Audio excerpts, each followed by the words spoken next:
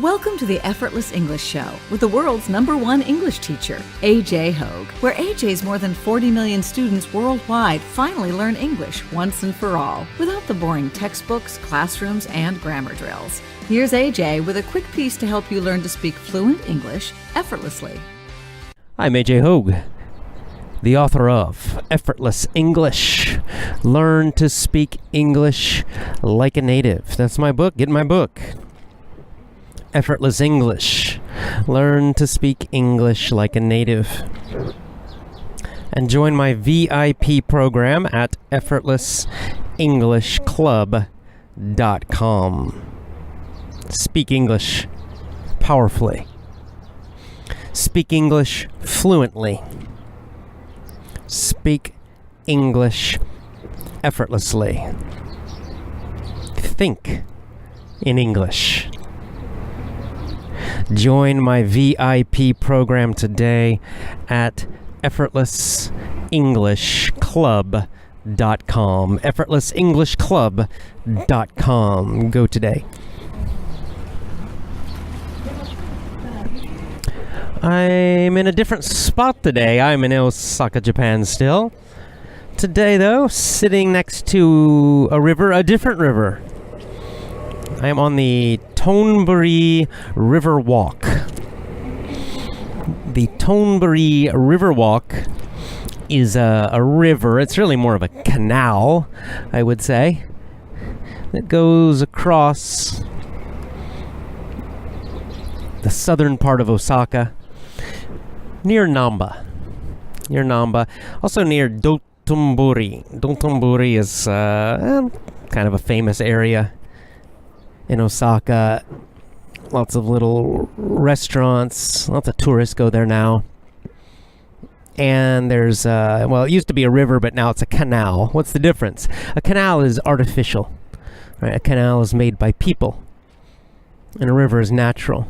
So it's not a natural river anymore. It's got stone walls, and the water goes through these stone walls. So it's really a canal, not a river. But it used to be a river. Anyway, along this canal, they have something called the Tombery Riverwalk. It's not super long, but it's still a nice little short walk. You can walk along these little sidewalks that are next to the canal. Little restaurants all along the way. Very nice. In the canal itself, they have little river tours. They have these short little boats. The boats have to be short because they have to go under these bridges in this area, and the bridges are low. They're not big, tall bridges. They're quite low bridges, so they can't have tall boats because they'll hit the bridges. So they have these little short boats, and they give tours, so tourists get on the boats and ride around up and down this canal. I just saw one. Kind of interesting, actually. It's this one. It looks kind of nice, kind of fun. They have a band, a little band. I think it was a 4-person band on the boat. So the tourists sit and relax and look around and ride on the boat, and the band plays music. What's interesting, a little strange for me actually, is the band is playing Dixieland Jazz. So it's a Dixieland Jazz band. Japanese, the people are Japanese, but they're wearing kind of these clothes that look a little like Dixieland Jazz outfits, clothes, and they're playing Dixieland Jazz music. What is Dixieland Jazz music? Maybe you don't know.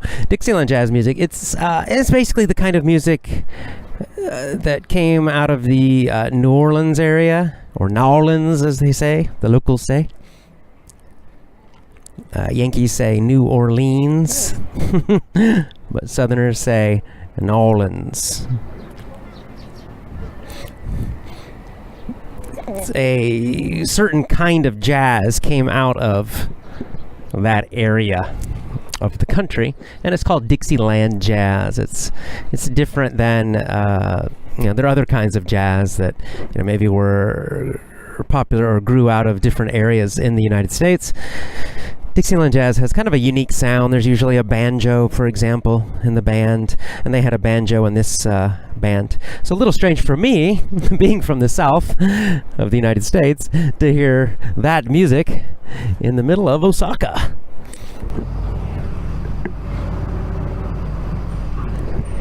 Got another boat coming up here. Looks like some more tourists are going to get off the boat. As I sit on this walkway, this river walk, I'd like you to maybe take an imaginary walk in your mind. Kind of a walk through your vision of the life you want. Your vision of, let's say, your future. Your vision of your dreams. Your vision of the life you would choose if you could completely choose it exactly how you want. What would it be? I mean, to really walk through and imagine it and see it and experience it. See, this is one problem, I think, is people have an idea of what they want.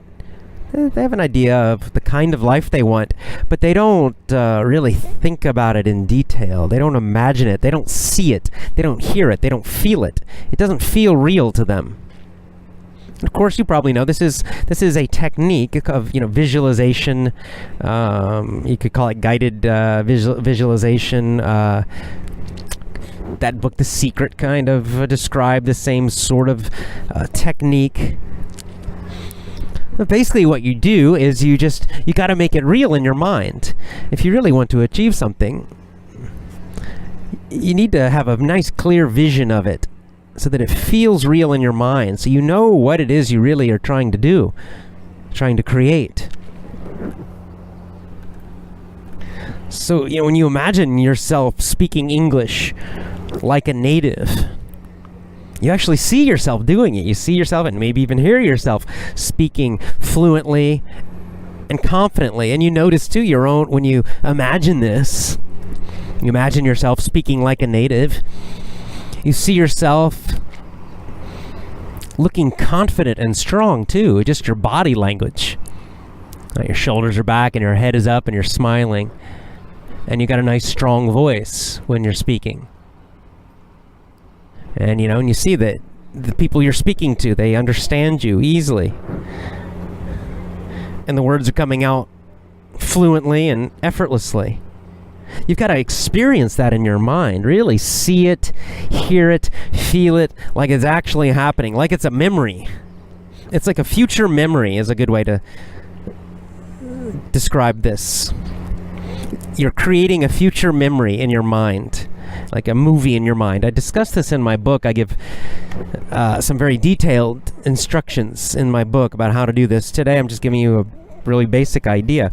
But that's one thing, to really see it and imagine it, and to do this, maybe every day is a little habit to create that vision in your mind of you speaking English fluently, powerfully, like a native. So you're clear. It's like it creates a direction for you in life, and it will pull you to that so that it will happen. You will actually speak like a native. Speak English like a native speaker, confidently. This is also true to see yourself free. What does that mean to you? What does that mean to you, free? Okay, forget worries, forget doubts. Oh, I don't know if I can do it. I'm too old, whatever. Forget all that for now and just see it. If you could choose it, you could, it was magic. Just snap your fingers and immediately you're living free. You have all the freedom you want. Just like it just happened and you see it and feel it. What would that mean to you? Because it's different for everybody, right? Everyone has a different idea. Like for me, when I used to dream about this before I was free, I would imagine myself, number one, I would imagine myself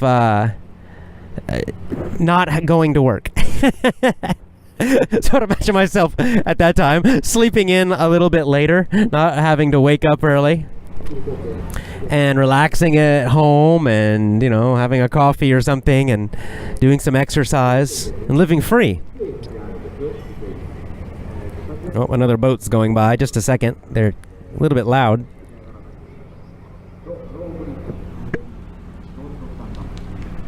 Free.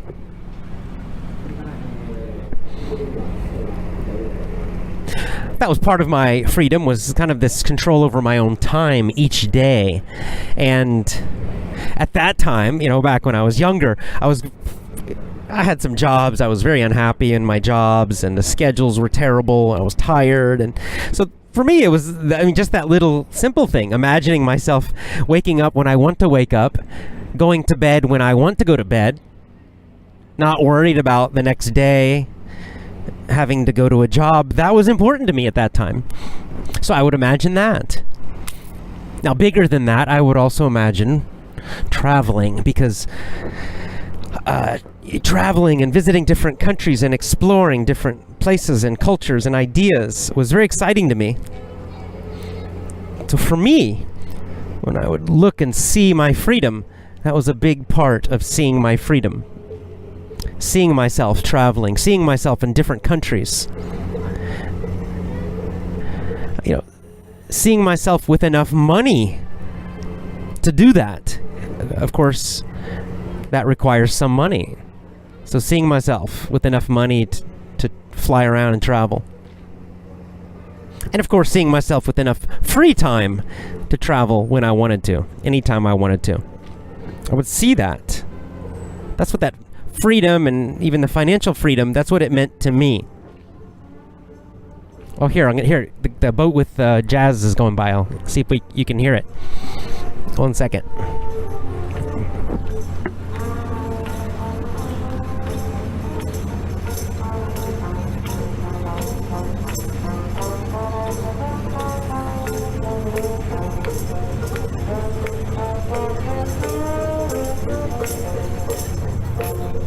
Nice, right? It's nice music. It's great music. Really fantastic. So.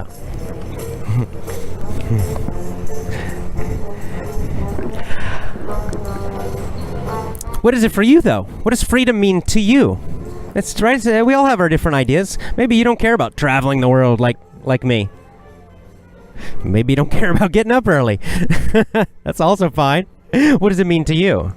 Now, if you have children, maybe it means you can stay home with them.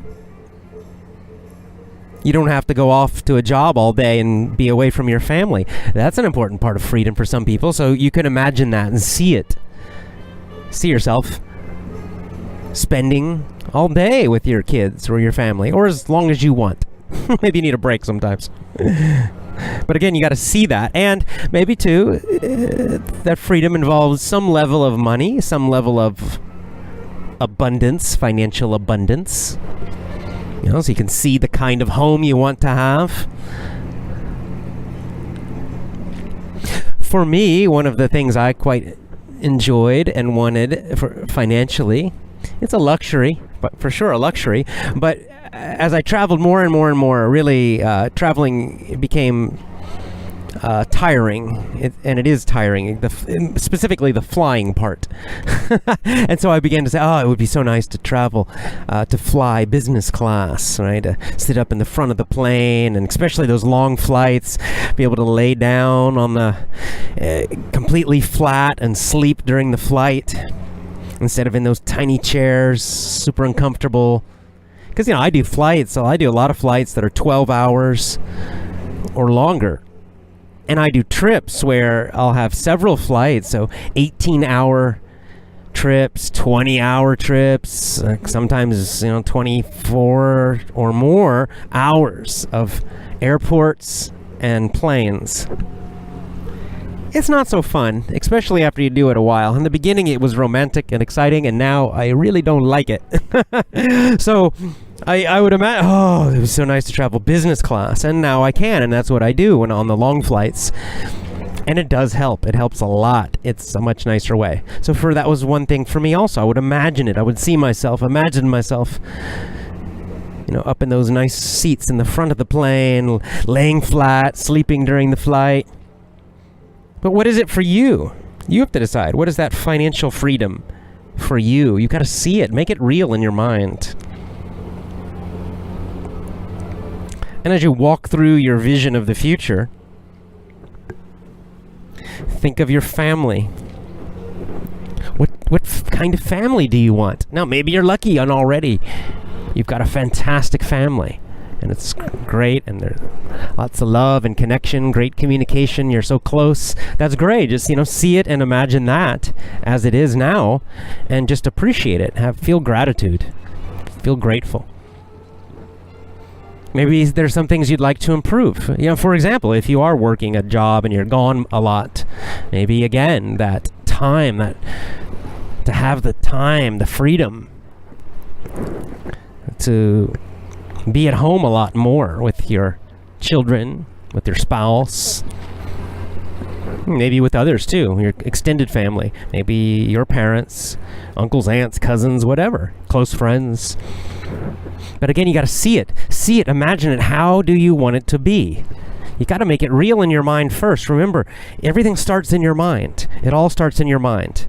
If you can't see it in your mind clearly, if you don't feel it inside first, if you don't see it and hear it in your mind first, then it's difficult to create it, to make it real.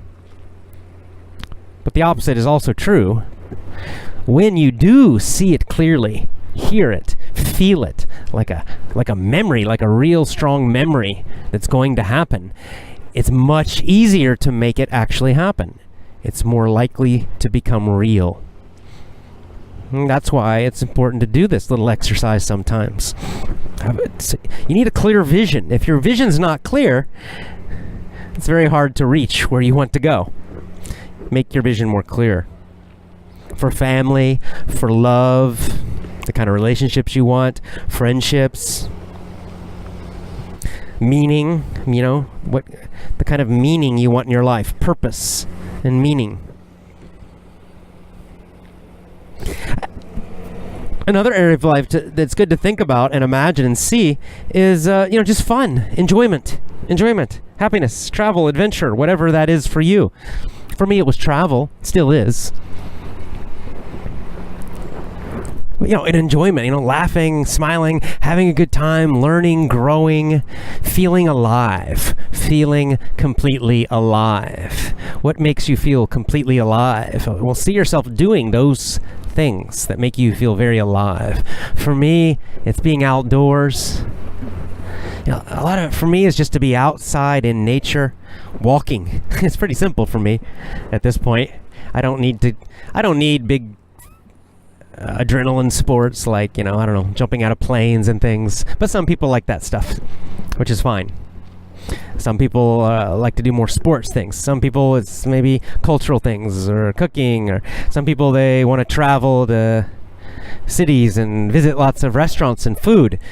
My friend Joe's like that. When he travels, he's very focused on food. It's very exciting. He loves it. For me, it's more outdoor things. So again, you got to see it and feel it. Imagine yourself doing that a lot more. Right? One easy way to be happy, one easy way to be happier is just to do the things you love more often, right? Certain activities, certain things make you feel good, make you feel happy, make you feel alive. And for some reason, we don't do them enough. So one super easy thing to do is just do them more often. Do those things more often. It's a real simple, easy thing to do. If you love, if hiking makes you feel great, well hike more, okay? If snowboarding makes you feel great, well, go snowboarding more in the winters. Whatever that is. But you got to see it again, imagine it, see it, feel it, like it's real, it's happening now. And then finally, I think an important one that people miss sometimes is just emotion. Again, remembering that it always comes back to our minds, our thoughts, our minds, and our emotions. That's really what we're looking for, right? We want the feeling of happiness. We want in our minds a feeling or a thought of meaning, purpose, love. Those are all internal. And so imagine that. What kind of emotions? do you want to feel, every day? How would you change that in your life? Do you want to feel more confident and strong every day, so that every day you feel confident, you feel strong? Well, imagine yourself feeling calm and strong and confident. See yourself feeling confident, strong and relaxed. That's a good combination. I think that's a good formula for confidence. Being strong and relaxed at the same time. That's a great feeling of confidence. So you got to see yourself feeling that way. Imagine yourself feeling that way. Feel yourself feeling that way. And of course, happy. Happy, grateful.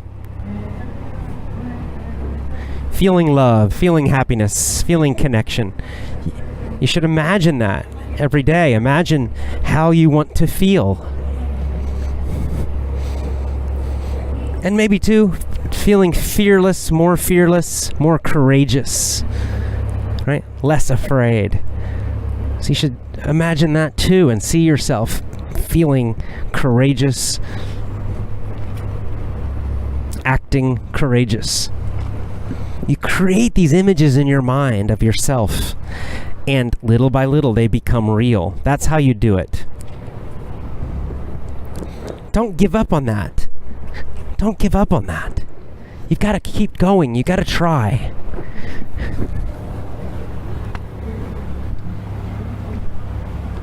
I teach techniques like this in my VIP program. My VIP program is very much focused on success, confidence, happiness.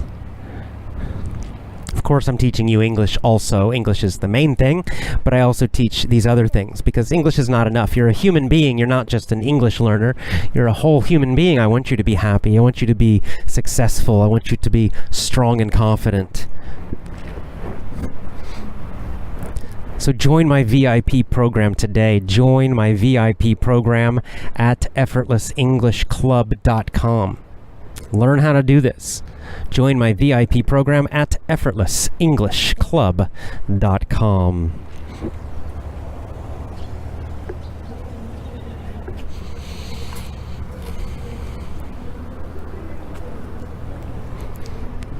Leadership.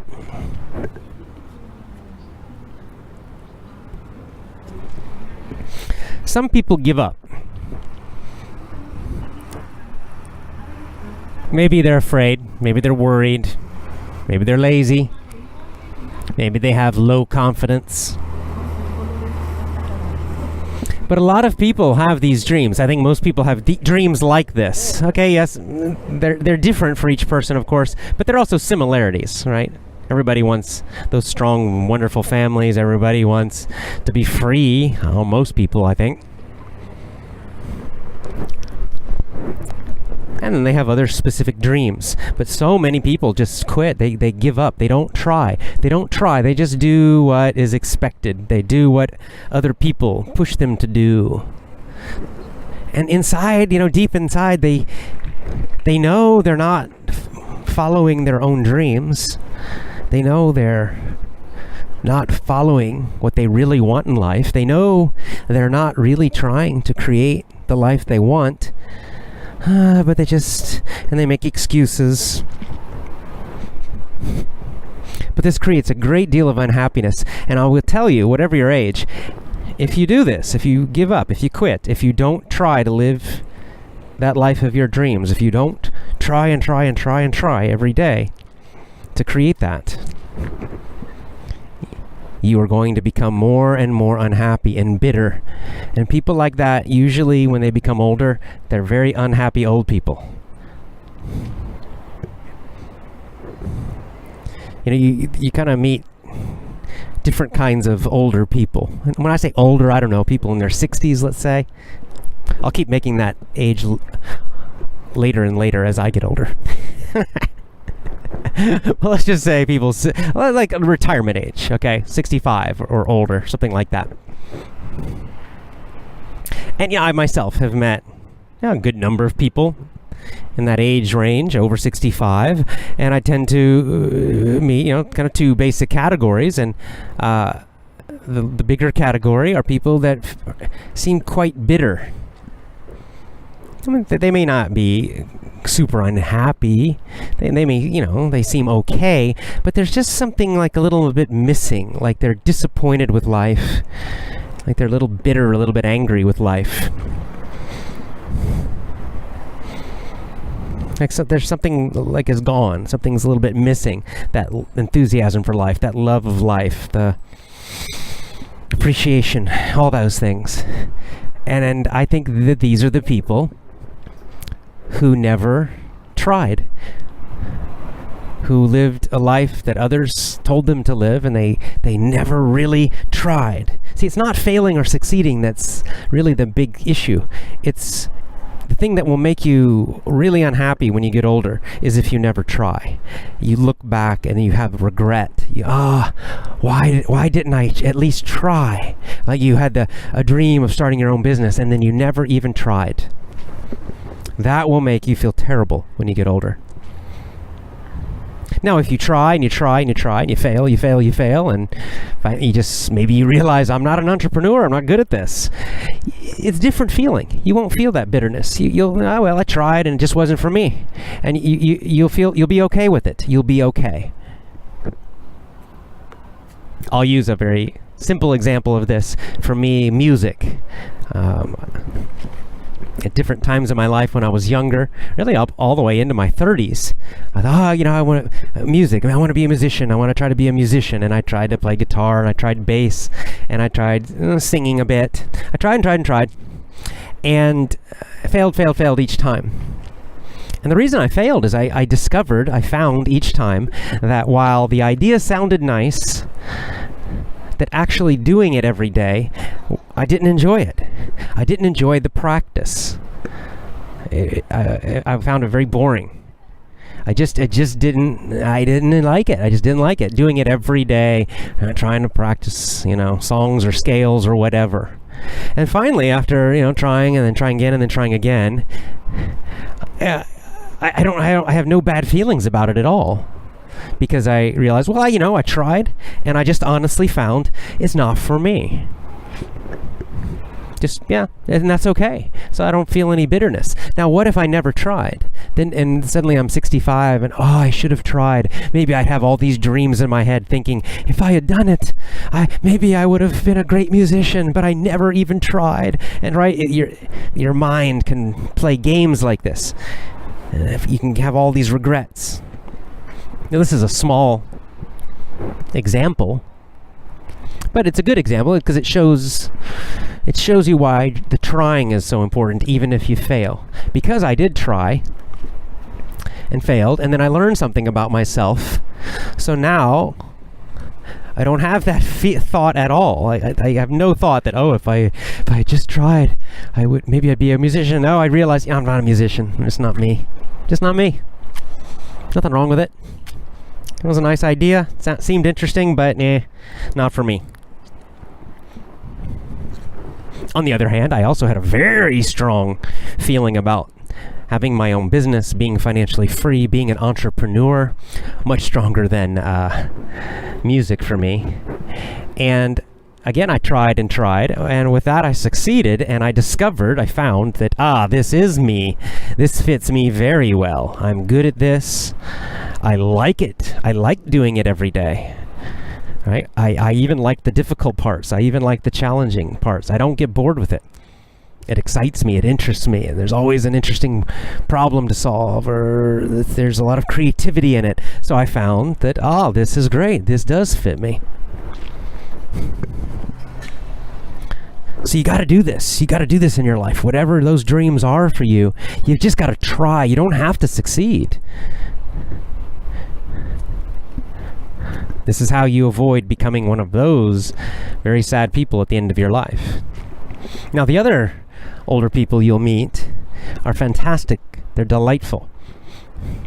They have something in their eyes. They still have an energy. Their bodies might be weak and tired and even sick, but there's still something in the eyes. They still have life in them. A love of life, an appreciation for life, a gratitude for life, a wisdom. They don't have a lot of regret. And as they get to the end of their life, they feel peaceful. I think that's what we'd all like, I'd hope. You've got to live your life. You've got to be the master of your life. You can't just live it from fear or from what other people tell you you have to do or how you have to live. Another way to think about this is to think of it as leadership.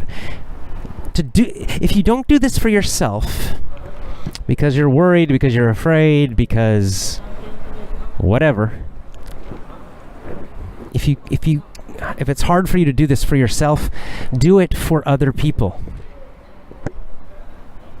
What do I mean by that? Well, if you're a parent, do it for your children. Because you know the strongest, the most powerful kind of leadership is example, is what you show, not what you say, it's what you do. With children, for example, they watch you. They watch you all the time. And they will copy you, and they will learn from what you do much more than what you say. So, if you're fearful, if you don't try to live your dreams, if you don't try to do what you know is right for you, if you never take chances, if you are controlled by fear and worry, what are your children going to learn? They're going to learn to be the same. They're very likely to grow up and become the same. Fearful, worried, afraid to live their own life, afraid to do what will make them happy. I know you don't want that for your children. We all want our children to be happy and to be strong and brave and to live the life that will make them the happiest, to live a life that will be very meaningful for them. That's what we want for them. And we talk about it, talk, but talk is cheap, as we say in English. Talk is cheap. If you really want that for your children, you really want them to live that kind of life, you want them to grow up and do that, you have to show them, be an example, so they look and they say, I want to be like Dad, I want to be like Mom. You know, they dreamed for something, they wanted a kind of life, and they sacrificed and they worked and they tried. And they tried to do it. They weren't afraid. They overcame their fears. They overcame their worries and doubts. That's real leadership.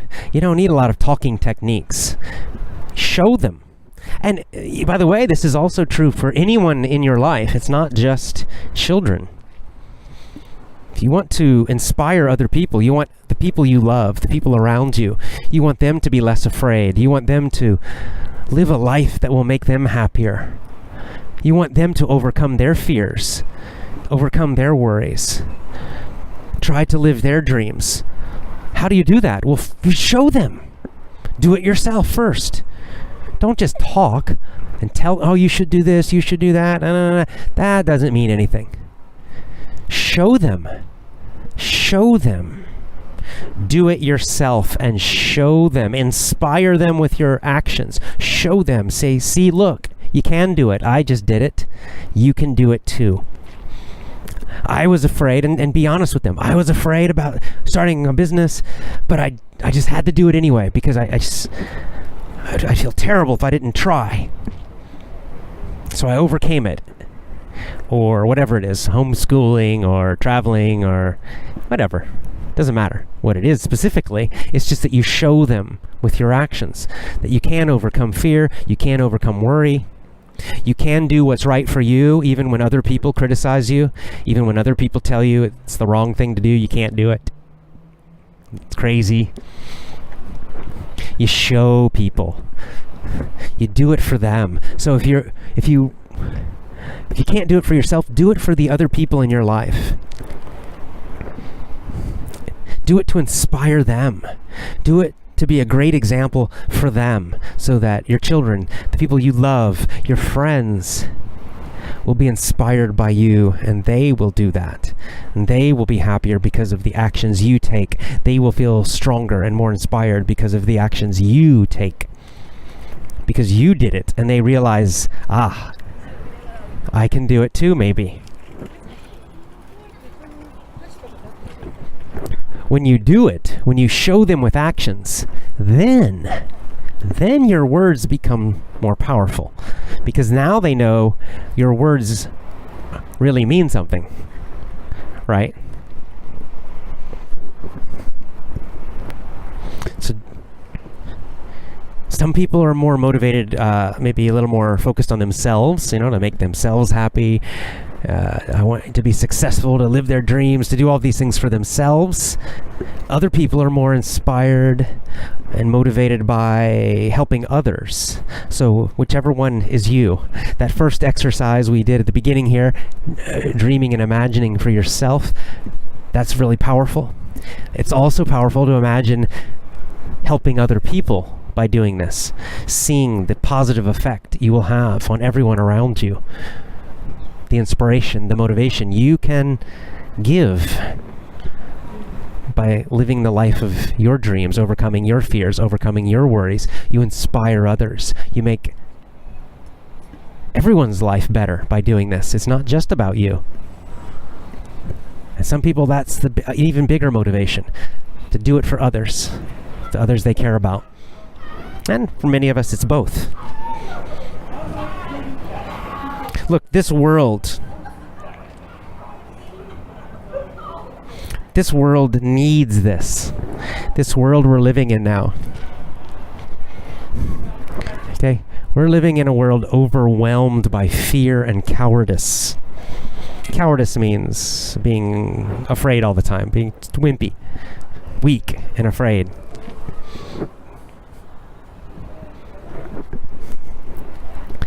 Our modern world is overwhelmed by fear, cowardice, worry. The world needs, so many people in the world need an example, a hero, an example, a leader to show courage.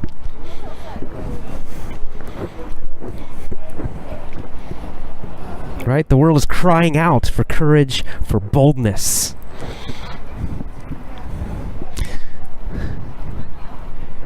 Maybe you don't realize how powerful that can be. That if you just show some courage, you show some boldness, you take a strong action, it can impress people, it can motivate people, it can inspire people. Even small actions can do that, because so few people now will do this. So many people are so worried about what everybody else thinks. Social media has made this worse. Everybody's worried about getting likes and clicks and the approval of everybody else. It's a web of fear and worry.